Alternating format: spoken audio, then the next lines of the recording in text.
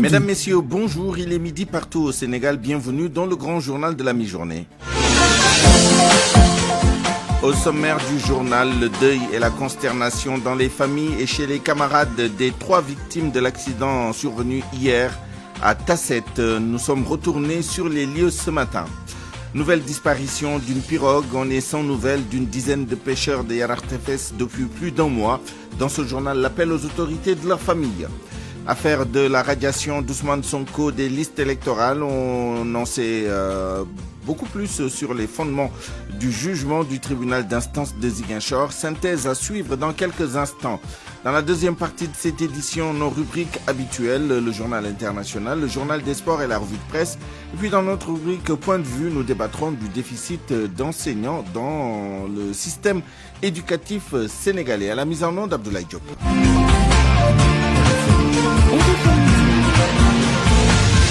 Souleymane Niang. D'abord, l'accident survenu hier à Tasset. 3 jeunes filles du lycée mortellement fauchées par un tracteur. Cheikh Anta Diop est retourné ce matin sur les lieux du drame. Témoignages des parents et des élèves. Reportage. Nous avons rencontré une camarade de classe des 3 victimes. Aïcha Bokoum raconte. On est dans la même classe. L'une s'appelle Aïssata Ba, l'autre Koleba. Les 2 tracteurs roulaient à vive allure comme dans une compétition de 100 mètres. L'un a renversé les 3 filles qui ont perdu la vie sur le coup. L'accident était d'une violence telle que tous les élèves sont subitement sortis et personne ne pouvait se retenir. Au domicile de l'une des victimes, Aïssata Ba, c'est la consternation. Sa grand-mère, le cœur meurtri, se confie. Le matin, quand elle partait à l'école, elle est venue me dire au revoir. Quand elle est sortie à la récréation, elle est revenue à la maison pour boire de l'eau fraîche et repartie. Quelques instants plus tard, on est venu nous apprendre la triste nouvelle. La population de Tasset interpelle les autorités compétentes sur les cas d'indiscipline caractérisés qui sont quotidiennement vécus sur cet axe accidentogène du fait du mauvais comportement de certains chauffeurs. RFM Thiès, Cheikh Anta Diop. Et puis le tribunal de grande instance de Tambacounda a condamné ce matin Bassirou Sakho, c'est le chauffeur qui a mortellement fauché l'adjoint au commandant de la brigade de Koumpentoum il y a quelques jours. Condamnation à 1 an ferme et à payer une amende de 130 000 francs CFA. Son permis est suspendu pour une durée de 5 ans. Le procureur de Tambacounda avait requis 2 ans ferme car le chauffeur était impliqué dans un autre accident à Sandiara. Nous y reviendrons tout à l'heure avec notre correspondant à Tambacounda, Papousseinou Diallo. Des pirogues portées disparues et des drames qu'elles engendrent ces disparitions. Le phénomène se poursuit. Au quartier Yarartefes, en banlieue de Dakar, les habitants sont vraiment dans le désarroi. Voilà plus d'1 mois qu'une pirogue a quitté la localité, mais on est sans nouvelles. Inquiète, les familles concernées appellent les autorités à les aider pour être édifiées sur le sort des passagers qui étaient à bord de cette pirogue. C'est Nourouba. Yarartefes rapport au quotidien depuis le 6 septembre dernier. Ils sont partis en mer, ça fait un peu plus d'1 mois. Depuis le 6 septembre jusqu'à aujourd'hui, nous n'avons aucune information sur eux. Raison pour laquelle aujourd'hui je suis venu pour vous faire part des moments difficiles que la famille des victimes sont en train de vivre parce que ça fait plus de 30 jours qu'ils ne savent pas si leur fils est en vie ou pas. Pape Modounian, ce fils de la localité, a trouvé plus que nécessaire d'alerter les autorités étatiques. C'est pour cette raison qu'aujourd'hui nous sommes venus ici pour demander de l'aide à tous les autorités du pays, commençant par le président de la République, M. Macky Sall, et tout son gouvernement, le ministre de l'Intérieur, le ministre de la Pêche, et tous les bonnes volontés, pour qu'ils savent que nos fils, leurs fils sont en mer, on ne sait pas s'ils sont en vie ou pas. Ce fils du quartier Walogui informe qu'il s'agit de 9 jeunes du quartier portés disparus depuis lors. C'est très compliqué. Nous demandons à l'État de nous aider. Ils sont 9 jeunes partis depuis lors. 9 personnes, ils sont 9 personnes. Les habitants du quartier Walogui continuent de prendre leur mal en patience. RFM, fréquente modulation 94.0, la radio en puissance. Les discussions entre les travailleurs de la CBAO et la direction générale de la banque n'ont rien donné. Selon les syndicalistes, les responsables de l'établissement financier refusent des augmentations de salaire. Cependant, ils ont accepté le relèvement du taux de la carte de restaurant qui passe de 40 000 à 55 000 francs CFA. Les travailleurs comptent continuer la lutte jusqu'au bout. Écoutons à ce sujet Pape Doudou Tunkara, un des responsables du collège des délégués du personnel. Aujourd'hui encore, ils nous ont promis. La question qu'on se pose, c'est quoi de plus naturel et de plus normal qu'elle continue de ne faire que des promesses. Nous n'acceptons pas des promesses. Nous ne voulons plus de ces simples accords simplistes qui visent à les permettre à eux de jouer au diatoire avec nous et de les permettre de nous enfoncer dans les conditions précaires de travail actuellement. Qu'est-ce que les responsables de la banque vous ont dit par rapport à votre principal point de revendication, à savoir l'augmentation des salaires? Sur tous les points de la plateforme revendicative et les points de réclamation, je rappelle que les points de réclamation, ce sont les points qui ont été clairement définis par le Code du travail et les conventions et qui refusent de respecter. Sur tous ces points-là, ils ont juste voulu faire un effort sur la carte restaurant, en nous disant que là où les banques sont à 90 000 à plus de 100 000, eux, ils acceptent maintenant d'augmenter le montant de 40 000 à 55 000. Ça veut dire une augmentation de 15 000 francs. Nous pouvons l'accepter. Nous ne pouvons pas faire 10 jours de grève. Ils nous demandent de rejoindre nos postes pour nous dire maintenant nous sommes d'accord pour discuter avec vous. Nous sommes d'accord uniquement pour relever la carte restaurant. Ce que nous pouvons constater actuellement au niveau de la base, c'est que la majorité n'est pas satisfaisante et ils nous disent de maintenir le mot d'ordre et de continuer le combat. Et c'est ce que nous allons faire à travers un nouveau plan d'action. Des propos recueillis par El Hadj Ndiogou Diène. Les initiateurs de la pétition contre les factures d'électricité jugées abusives en sont aujourd'hui à plus de 40 000 signatures. Ils seront d'ailleurs reçus par le tout nouveau président de la commission de régulation du secteur de l'énergie après-demain vendredi. Ces pétitionnaires appellent les citoyens à maintenir la pression. Écoutons Oumindour, journaliste initiatrice de cette pétition, au téléphone avec El Hadj Ndiogou Diène. On a dépassé la barre des 40 000 signatures et c'est une prouesse parce que nous, notre objectif à la base était de 10 000 signatures. Donc en moins de 2 semaines, 40 000 Sénégalais ont signé cette pétition et il faut signaler surtout que cette pétition, elle est juste en ligne et c'est partagé à partir de ma page. Donc c'est pas une initiative collective et donc c'est une prouesse pour un pays comme le Sénégal qui n'a pas cette tradition de signer des pétitions. Demain, jeudi 19 octobre, nous avons demandé, suite à notre rencontre avec le directeur général de la Sénélec, qui a demandé que les Sénégalais qui jugeaient leurs factures excessives de déposer leurs réclamations dans les agences dans tout le pays. Nous avons voulu mener une action coordonnée. C'est pour ça que nous avons fixé la date de demain, donc jeudi 19 octobre, comme journée nationale de dépôt de réclamation dans les agences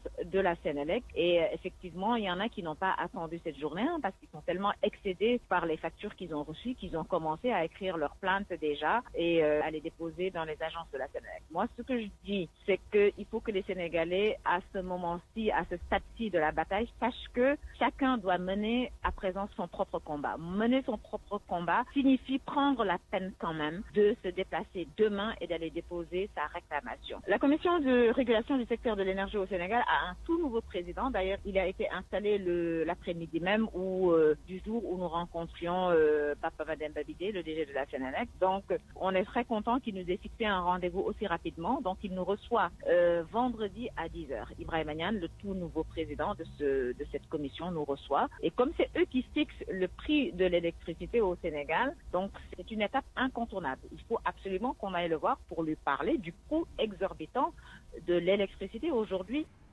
Toujours à ce propos, cette proposition de la SCOSEN pour atténuer la souffrance des populations, il s'agit de l'élargissement de la tranche sociale, mais en attendant, l'Association des consommateurs sénégalais plaide pour la remise de la subvention sur la tranche B. Le vice-président de la SCOSEN, Mohamed Sissé, était l'invité d'RFM Matin. Au niveau de la SCOSEN, nous avions pensé qu'on devait se réunir le plus rapidement possible avec les parties prenantes pour essayer d'élargir la tranche sociale qui actuellement est de 0 à 150 kWh pour 91 francs 17.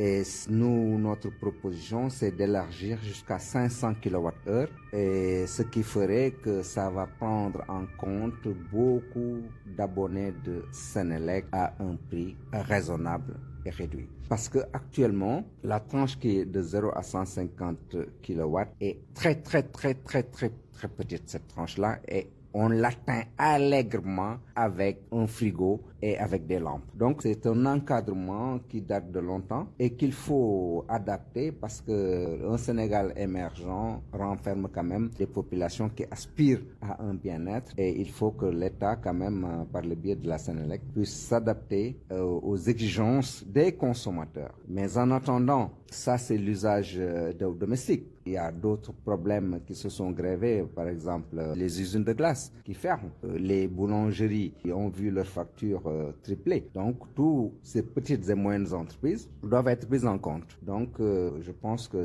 soit on remet la subvention et les prix resteront à l'étape en T, ou bien on s'assoit pour voir les voies et moyens pour éviter quand même que le prix de l'électricité augmente. Parce que ça amène forcément une inflation contagieuse.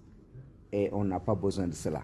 Et l'on reparle de la suspension de la desserte Dakar-Ziguinchor. Le bateau Aline Sitoé Diatta à l'arrêt depuis 5 mois. Une situation qui profite aux chauffeurs de la gare routière Bignona ici à Dakar. C'est le rush, mais les tarifs n'ont pas augmenté pour autant. Reportage au Mambo. Cette chasse aux clients nous accueille à la gare routière de Bignona. Des voyageurs qui viennent en nombre incalculable depuis des mois, et la raison est simple. L'arrêt du bateau, on a fait une augmentation de clientèle. Vous le voyez, un déficit de véhicules. Khadim est chauffeur et apprenti en même temps. Il a quitté Goudomp hier et compte repartir dans la soirée. Mais en attendant, il veut récupérer quelques instants de sommeil. Le conducteur gagne beaucoup d'argent ces temps-ci, au point qu'il ironise sur la reprise des navettes du bateau.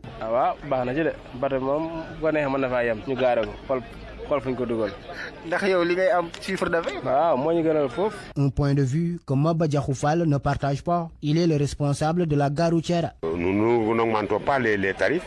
Comme si vous allez à la gare routière de Beaumarchais, les bus qui vont à Ziguinchor, le tarif c'est à 10 000 francs. Ici c'est à 7 000 francs, 7 500. Donc malgré la forte demande, nous restons constants des prix à 7 000 francs. On doit laisser le bateau pour qu'il parte à Ziguinchor. Nous tous, nous sommes des citoyens sénégalais à part entière. On n'a pas droit de priver les gens à leurs besoins. Voilà 5 mois que le bateau Aline Sitoé Diatta n'a pas accosté à Dakar et à Ziguinchor. Une stigmatisation selon des clients qui n'ont pas voulu se faire enregistrer. Allons maintenant à Medina Baye dans la région de Kaolack. Des commerçants encore sur place 2 semaines après le Gamou constatent une diminution significative de leur chiffre d'affaires et c'est dû à la rareté des clients. Fatumbo est retourné sur place.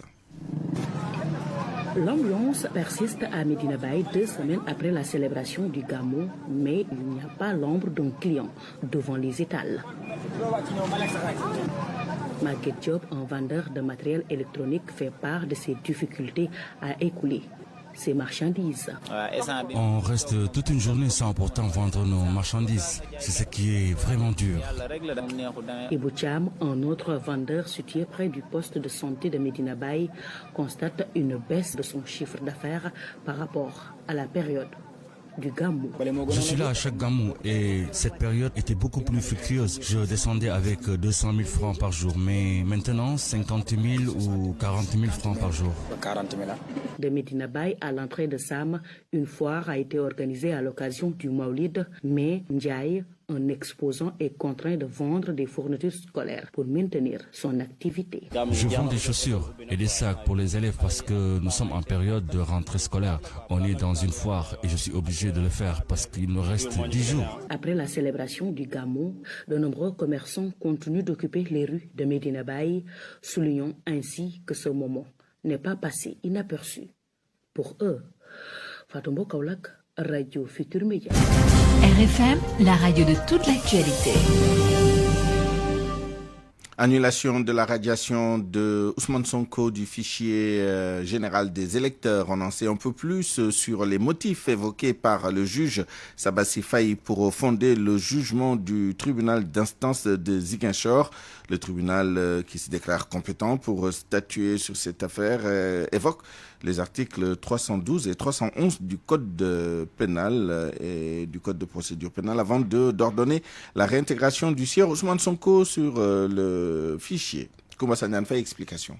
Le tribunal d'instance de Ziguinchor annule la mesure de radiation du nom de Ousmane Sonko des listes électorales. Le jugement signé par le président et le greffier en chef vient ainsi confirmer l'ordonnance du juge Sabassi Faye. Par ce jugement rendu, le tribunal d'instance de Ziguinchor ordonne la réintégration par les services centraux du ministère de l'Intérieur sur la liste électorale de la commune de Ziguinchor ainsi que sur le fichier général des électeurs. Par ces motifs, outre le fond, en la forme, le tribunal d'instance de Ziguinchor dit avoir reçu l'exception d'incompétence soulevée par l'État du Sénégal avant de la rejeter comme mal fondée. Ce tribunal se déclare compétent pour statuer sur ces différends, ainsi il reçoit l'action. Mais sur quoi s'est fondé ce tribunal d'instance de Ziguinchor qui conforte le juge Sabassi Faye pour annuler la radiation de Ousmane Sonko? Sur ce document signé par le président, le jugement stipule qu'il résulte que l'article 312 du code de procédure pénale qu'à partir de l'accomplissement des mesures de publicité prescrites par l'article précédent, le condamné est frappé de toutes les déchéances prévues par la loi.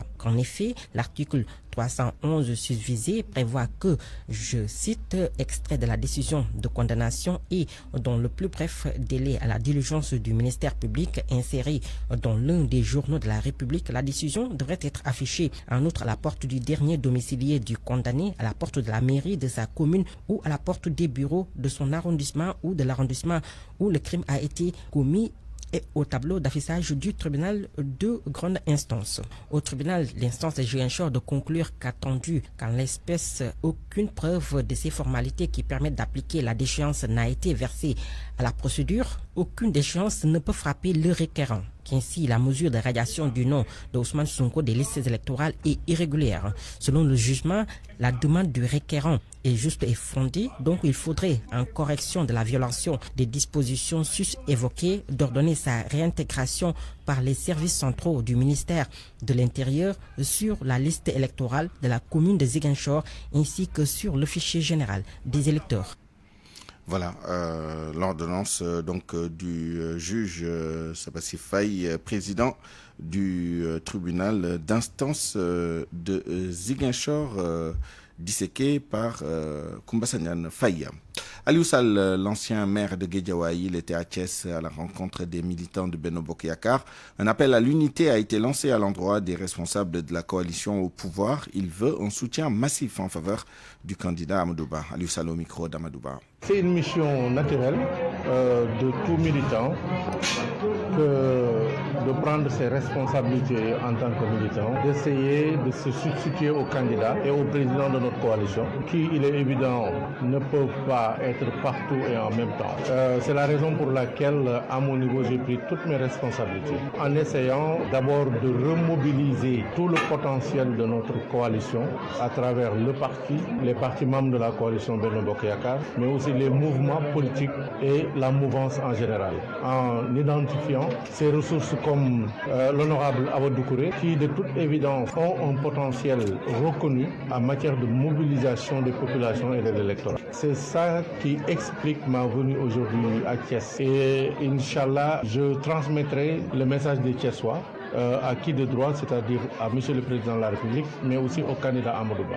Les dernières élections ici à Thiès, c'était la désunion. Alors aujourd'hui, il me semble que c'est l'inverse qui se produit à Thiès. C'est-à-dire que l'opposition est totalement éclatée, alors que la mouvance présidentielle est en train de se regrouper. Donc nous avons espoir que ce regroupement, cette union face à la dispersion de l'opposition, va nous mener à la victoire. Les propos d'Aliou Sall au micro de Cheikh Anta Diop et pas de Amadou Ba. Retour sur investissement du forum Invest in Sénégal du mois de juillet dernier. Le Sénégal est à l'honneur au forum Royaume-Uni-Afrique de l'Ouest et du Centre qui se tient à Londres. L'opération de charme pour le Doing Business au Sénégal, très offensive sur la place de la City. Notre envoyé spécial, Abdoulaye Cissé. C'est la deuxième édition des rencontres entre le Royaume-Uni d'une part et les pays d'Afrique de l'Ouest et du Centre d'autre part.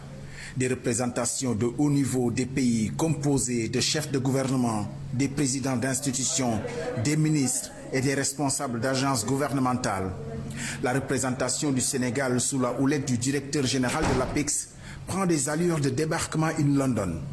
Le forum est sur le commerce et l'investissement et manifestement le Sénégal veut attirer pour ses infrastructures. La place d'honneur du Sénégal dans ce forum est une sorte de retour sur investissement du forum Invest in Sénégal organisé au mois de juillet dernier à Dakar, où le Even Mercure du forum de Londres avait fait venir au Sénégal plus de 80 entrepreneurs et investisseurs britanniques. La City s'est offerte hier aux forumistes où les officiels ont donné le gong d'ouverture de la mythique bourse de Londres. Dans une plénière ce matin, Abdoulaye Baldé de l'APEX pour le Sénégal, Vital Kamere, vice-président et ministre de l'économie du Congo, et la ministre des Mines du Togo ont joué d'arguments, chacun pour présenter son pays sous ses plus belles coutures. Mais au final, comme le dira le modérateur sénégalais Mabouba Diagne, on va séparément à la chasse, mais on mutualise sur le butin. À Londres pour RFM, Abdoulaye Cissé. RFM. L'actualité internationale. Avec vous, Georges Détié-Diop, bonjour. Bonjour, Souleymane. Israël et l'organisation Djihad islamique se rejettent la responsabilité de l'explosion meurtrière dans un hôpital à Gaza. L'armée israélienne a nié être à l'origine de la frappe sur l'hôpital Al-Ahli Arab et accuse le groupe armé palestinien d'une erreur de tir. Le groupe armé palestinien allié au Hamas a rejeté en bloc les accusations d'Israël. Dans un communiqué, le Djihad islamique indique que l'hôpital avait été sommé par Israël d'évacuer sous la menace d'un bombardement. Ce drame est intervenu quelques heures avant la visite du président américain Joe Biden en Israël. Fama Dione. Les responsables palestiniens ont imputé l'explosion à une frappe aérienne israélienne à un groupe qui, selon eux, a tué 500 personnes. Israël a déclaré que l'explosion avait été provoquée par un tir de roquette raté par le groupe militant du djihad islamique palestinien, mais ce groupe a nié toute responsabilité. Arrivé ce mercredi en Israël, le président américain Joe Biden était aux côtés de Benjamin Netanyahou. Il a promis sa solidarité dans la guerre contre le Hamas et à son tour, il a soutenu que l'explosion qui a tué un grand nombre de Palestiniens avait été provoquée par des militants. Le voyage de Biden au Moyen-Orient était censé calmer la région, même s'il a démontré le soutien des États-Unis à son allié Israël. Il s'est engagé à anéantir le mouvement Hamas, dont les combattants ont tué 1400 Israéliens lors d'un déchaînement le 7 octobre passé. Mais après l'explosion de l'hôpital, la Jordanie a annulé la seconde moitié de l'itinéraire de Biden, un sommet prévu à Amman avec les dirigeants jordaniens, égyptiens et de l'autorité palestinienne. Netanyahou a à son tour remercié Joe Biden pour son soutien sans équivoque. Le président palestinien Mahmoud Abbas a dénoncé un massacre et a décrété 3 jours de deuil national à Amman. Environ 500 Jordaniens ont manifesté près de l'ambassade d'Israël. La Jordanie, liée par un traité de paix avec l'État hébreu, a déclaré qu'Israël porte la responsabilité de ce grave incident. À Beyrouth, c'est devant l'ambassade de France que plusieurs centaines de manifestants se sont rassemblés en Palestine hier soir. Des manifestations ont été notées à Hébron, Ramallah, Naplouse, Tulkarem, Bethléem, Toubas ou encore Jénine. En France, 6 aéroports évacués après des alertes aux attentats. Les aéroports concernés sont Lille, Lyon, Nantes, Nice, Toulouse, Beauvais. Une source policière a confié à l'agence France Presse que les menaces d'attentats étaient reçues par mail. Plusieurs de ces aéroports avaient communiqué sur des alertes à la bombe ou sur des bagages oubliés nécessitant une intervention des autorités. L'aéroport de Beauvais évoquait sur sa page Facebook une menace anonyme reçue par plusieurs aéroports. Des soldats nigériens tués dans des combats près du Burkina Faso. Des terroristes ont aussi été tués. Les combats ont eu lieu dimanche et lundi dans la zone de Terra dans l'ouest. Khadijatou Anne. Il s'agit en tout de 6 soldats nigériens qui ont été tués et 18 blessés. Tous sont tombés dans une embuscade tendue par des terroristes. Les accrochages ont eu lieu à 50 km au nord-ouest de la capitale nigérienne Niamey. Le ministère nigérien de la Défense soutient que les soldats blessés ont été évacués à Niamey et que l'armée a bien réagi. Elle a réussi, selon un communiqué du ministère de la Défense, à neutraliser 31 terroristes. Les combats ont eu lieu en zone dite des 3 frontières entre le Niger, le Burkina Faso et le Mali. Cette zone est devenue un repère de djihadistes sahéliens affiliés à Al-Qaïda et à l'État islamique dans le Grand Sahara. Ces dernières semaines, plusieurs attaques ont endeuillé le Niger dans cette zone, déstabilisée par les djihadistes depuis plusieurs années. Et puis pour terminer, le président tchadien de transition qui est à Paris depuis hier, Mohamed Idriss Déby, effectue une visite de travail de quelques jours dans la capitale française. Un tête-à-tête à l'Élysée est prévu cet après-midi avec le président Emmanuel Macron. Merci Georges Détié Diop. Parole aux auditeurs. L'actualité, qu'en pensez-vous? Moi, je pense que vous devez. Réagissez dans nos éditions d'information sur l'actualité. Bonjour. Du lundi au vendredi, vous avez la parole sur RFM. Dans notre rubrique Point de vue, nous parlerons du déficit d'enseignants dans le système éducatif sénégalais. Et pour ce faire, nous serons avec M. Abdourahmane Kane, secrétaire général de l'UES, l'Union des enseignants du Sénégal, et avec M. Ndari Faye, inspecteur de l'éducation à la retraite. RFM Sport.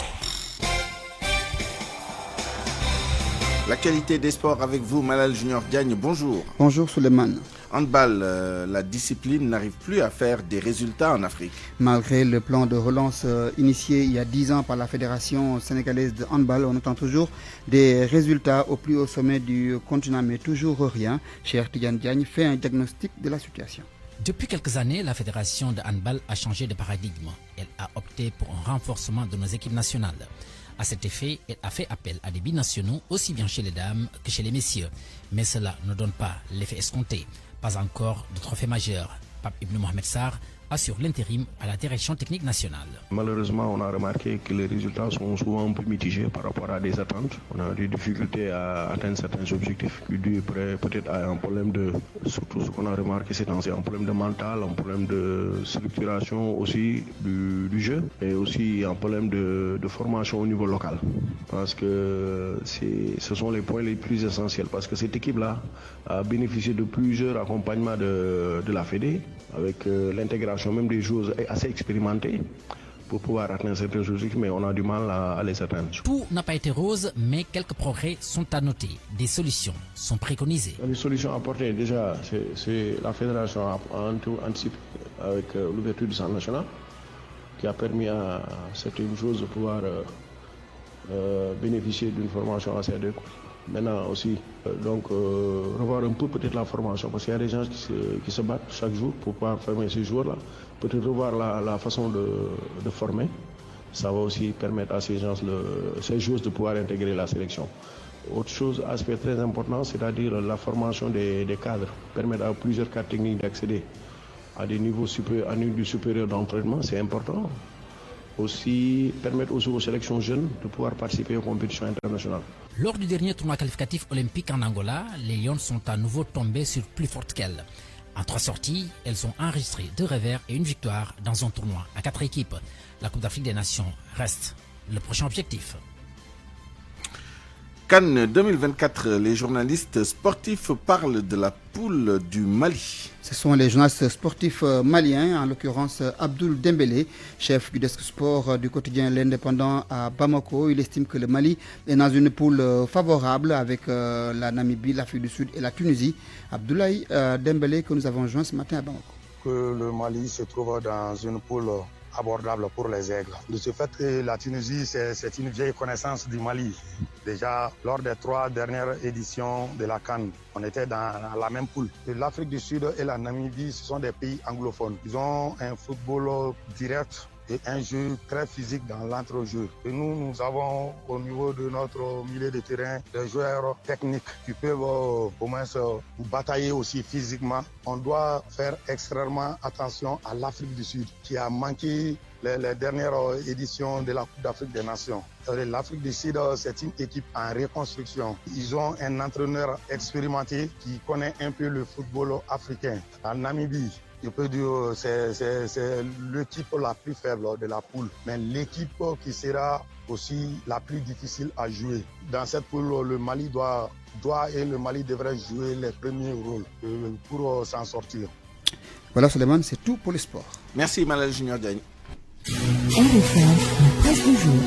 La revue de presse avec Mohamed Ali Mouba. Bonjour. À la une, la mort de 3 lycéens fauchés par 2 tracteurs fous. Cela s'est passé à Tasset. Libé qui donne la nouvelle relève que le drame s'est produit devant l'établissement. 3 élèves âgés entre 14 et 15 ans décédés sur le coup. Arrêtés par les gendarmes, l'un des conducteurs roulait à vive allure, soutient que le volant s'est bloqué.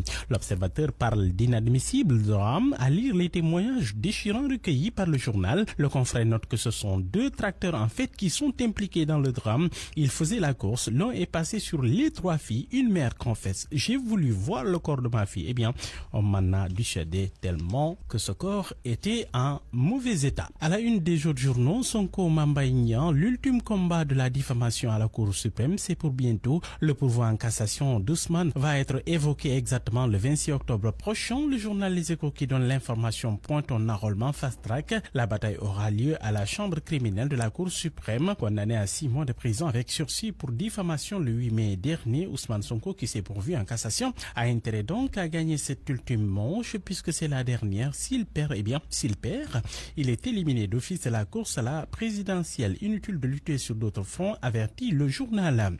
En attendant, Prost ne s'avoue pas vaincu et lutte depuis hier. Il a repris la grève de la faim. Selon toujours le journal Les Échos, il veut protester contre, je cite, sa détention arbitraire. Walfadri quotidien écrit pour sa part que Sonko a repris sa diète en solidarité avec ses militants détenus. Selon maître Cyril Clédorli, un de ses conseils, Ousmane a repris sa diète hier à 17h et continue, je cite, à acter son droit à la révolte et à la résistance face aux violations graves de ses droits fondamentaux. Pour source, Ousmane Sonko est en mode yengu-yengel. L'observateur y voit une tactique destinée à avoir des gains politiques. À lire les explications du journal en page intérieure. L'agent judiciaire de l'État du Sénégal, lui, se désiste. Il a abandonné la procédure destinée à récuser le juge Sabassi Faye pour lien de parenté avec un des justiciables impliqués dans la cause. Qu'est-ce qui s'est passé? Bien, enquête donne les raisons. Maître Abdou Yali Khan explique tout dans les colonnes du journal. En tout état de cause, le confrère rappelle que l'article 652 du Code de procédure pénale stipule clairement que la requête en récusation ne dessaisit pas le juge. Titre de Bosby le jour, l'État se désiste, Ousmane Sonko résiste. L'État va-t-il continuer à résister aux boulangers qui veulent mettre 50 francs de plus sur la baguette de pain? C'est pour, disent-ils, faire face à la crise dans le secteur de la boulangerie. Le gouvernement dit niet pour le moment et met en garde d'ailleurs les boulangers. Soutien Vox Populi, aucune augmentation des prix n'est envisagée à ce stade, a déclaré le ministre de tutelle Abdou Karim Fofana. Le secteur de l'éducation et cette mauvaise note du journal Le Quotidien, le déficit d'enseignants criant presque partout au Sénégal, un déficit de plus de 700 enseignants à Kolda, plus de 600 à Tambacounda, 564 à Matam. On s'achemine droit, selon le journal, vers la fermeture de plusieurs écoles et le retour aux classes multigrades. Dans le secteur de l'énergie, avec cette visite de chantier à la centrale West Africa Energy, où à Grand Place constate que ça carbure à fond pour livrer les travaux. Le DG de Senelec, Papa Mademba Bitey, annonce que les premiers mégawatts vont être disponibles dès janvier prochain. Ça va être un début de transition vers le programme Gaz to Power. Utiliser le gaz du Sénégal pour produire de l'électricité à bon prix, à bon marché. Selon la direction de Senelec, les ménages et les entreprises vont constater ou commencer à sentir la baisse du coût de l'électricité à l'horizon 2024. Sport pour boucler à la une de Stade Quotidien à moins de 3 mois de la CAN. La tanière retrouve des couleurs, regain de confiance, écrit le journal. Certitude en défense, Crépin, Diatta et Jacobs, 2 surprenants pistons aussi. Le journal note qu'au milieu, il y a aussi de très belles promesses. Bonne nuit à tous. Point de vue. Regard croisé sur l'actualité du jour. À 12h35, bienvenue à Point de vue. Nous débattons du déficit d'enseignants annoncé et reconnu par les autorités de l'État. Cette année, on verra notamment les conséquences de ce déficit sur l'éducation de nos enfants. Et pour en parler, nous sommes avec M. Abdourahmane Kane, secrétaire général de l'Union des enseignants du Sénégal, UES. M. Kane, bonjour. Oui, bonjour, M. Nian. Nous sommes également avec M. Ngari Faye, inspecteur de l'éducation à la retraite. Bonjour, M. Faye. Bonjour, M. Nian. On commence avec vous, M. Abdourahmane Kane, secrétaire général d'un syndicat d'enseignants. Quelle est l'ampleur du phénomène relativement aux postes qui sont effectivement pourvus et occupés? Est-ce qu'on doit s'inquiéter de ce déficit d'enseignants dont on connaît à peu près le nombre, un peu plus de 8000 si ma mémoire est bonne? Bon, tout à fait, M. Nian. Tout d'abord, permettez-moi vraiment de m'incliner devant la mémoire de nos enfants et élèves vraiment qui ont été fauchés par vraiment une voiture au niveau de Tasset. Que Dieu subhanahu wa ta'ala ait pitié de leur âme. Amen. Et nous présentons nos condoléances vraiment au corps professoral et à leur famille biologique. Par rapport à ce déficit, depuis l'année dernière, l'Union des enseignants du Sénégal ne cesse d'alarmer l'opinion nationale par rapport à ce déficit. Nous disons qu'ils sont en train de parler de 8000. Mais ça dépasse les 8000. Vu qu'à l'intérieur du pays, il y a beaucoup de collègues, ils gèrent ce qu'on appelle des classes multigrades. Et ça, nous le déplorons vraiment avec la dernière énergie. Un enseignant qui tient 2 classes en même temps, là, c'est vraiment extraordinaire. C'est paradoxal. Et ça, nous le décrions et nous le dénonçons. Et quelle est l'évolution du phénomène? Est-ce que ça a tendance à augmenter, ce déficit, ou il y a des efforts quand même pour limiter les dégâts? Ben, il y a des efforts quand même, parce que l'année dernière, on parlait de 15 000. Donc, cette année, on parle de 8 000. Donc, on ose espérer que le nombre est en train de dégringoler et prions Dieu que ça soit résorbé dans le plus bref délai. Alors, M. Ngari Faye, quel est l'impact de votre expérience? Quel est l'impact du déficit d'enseignants dans une académie, par exemple? Comment ça se traduit en termes d'accessibilité, de qualité des enseignements? Est-ce que vous pouvez nous en parler? Bon, tout d'abord, c'est d'abord vous dire bonjour à tout le monde, aux auditeurs. Souhaiter une bonne année scolaire à toutes et à tous. Et peut-être avant de parler de l'impact, essayer de voir un peu la cause. Vous savez, à mon avis, il y a 2 éléments fondamentaux à prendre en compte par rapport à la gestion du personnel de l'éducation. La première, c'est nos options en matière de politique éducative. Quand on parle de l'éducation pour tous, c'est-à-dire permettre à chaque élève, où qu'il soit, de pouvoir avoir un maître et être dans une classe. Ce qui suppose une évolution particulièrement exponentielle de notre carte scolaire. Chaque année, il faut ouvrir des classes. Ouvrir des classes, ça suppose un personnel nouveau à ajouter. Je crois que c'est un des éléments fondamentaux. Et vous l'avez constaté et vu. Chaque année, on ouvre des écoles élémentaires. L'ouverture est très facile. On ouvre des collèges et des collèges passent en lycée. Ça suppose donc un besoin permanent d'enseignants nouveaux. La deuxième cause fondamentale, à mon avis, c'est le ministère de l'Éducation est un ministère de départ. De départ à plusieurs niveaux.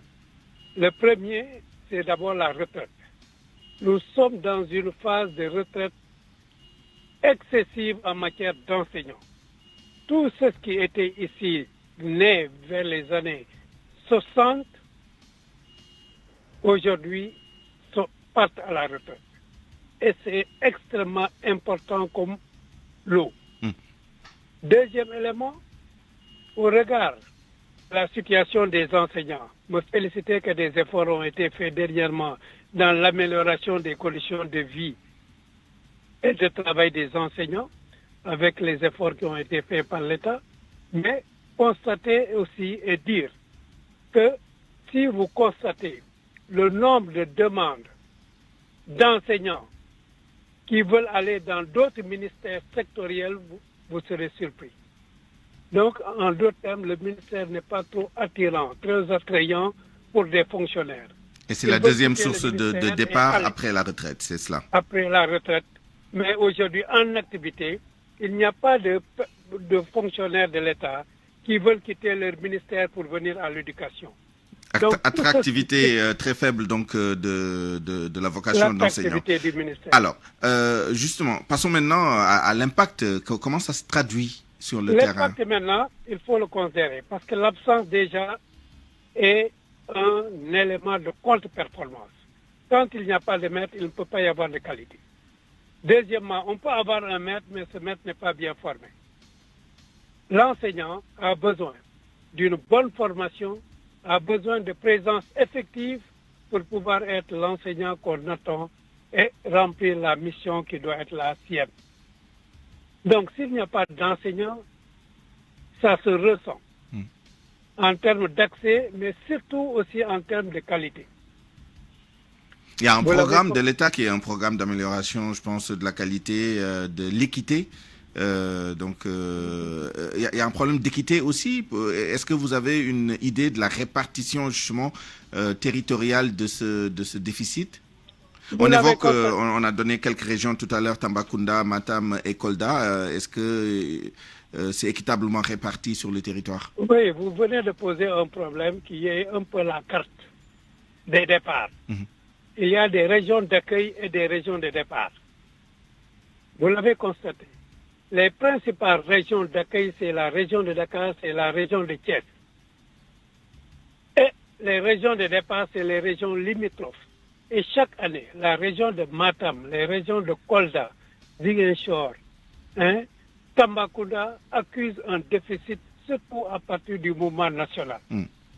C'est des départs qui ne peuvent pas être jugulés, vous voyez, par les postes qui viennent.